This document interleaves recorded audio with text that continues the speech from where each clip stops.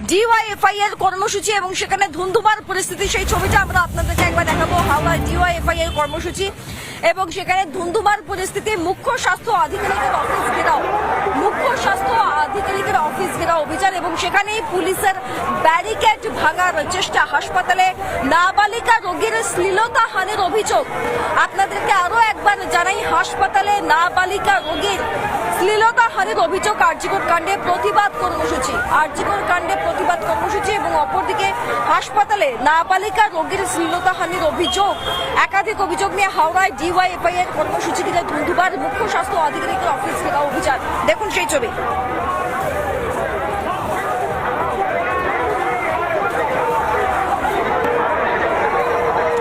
এই মুহূর্তে যে ছবিটা আপনারা দেখতে পাচ্ছেন, মুখ্য স্বাস্থ্য আধিকারিকের অফিসের সামনে যে ব্যারিকেড, সেই ব্যারিকেড ভাঙার চেষ্টা করা হচ্ছে।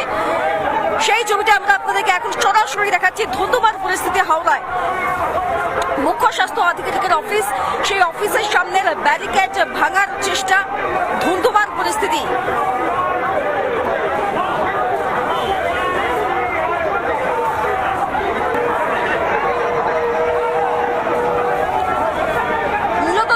বিষয় নিয়ে আজকে তাদের প্রতিবাদ। একদিকে হাওড়ায়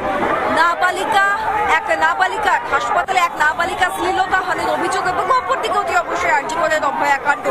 এই দুই প্রতিবাদে তারা সামিল হয়েছে মুখ্য স্বাস্থ্য আধিকারিকের সামনে এবং সেখানেই ব্যারিকেড দিয়ে তাদেরকে আটকানোর চেষ্টা করা হয়। সেখানেই ধুন্ধুমার পরিস্থিতি।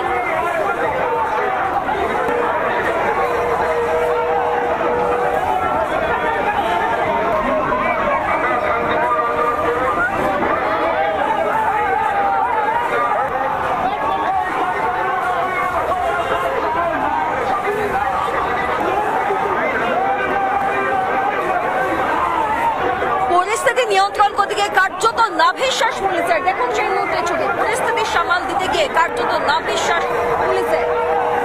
হাওড়ায় ডিওয়াইএফআই এর প্রতিবাদ, মুখ্য স্বাস্থ্য আধিকারিকের অফিস ঘেরাও এবং সেখানে ব্যারিকেড দিয়ে তাদেরকে আটকানোর চেষ্টা। মূলত আরজিকরের অভয়ার জন্য বিচারের দাবি এবং হাওড়ায় একটি হাসপাতালে এক নাবালিকার শ্লীলতাহানির অভিযোগ।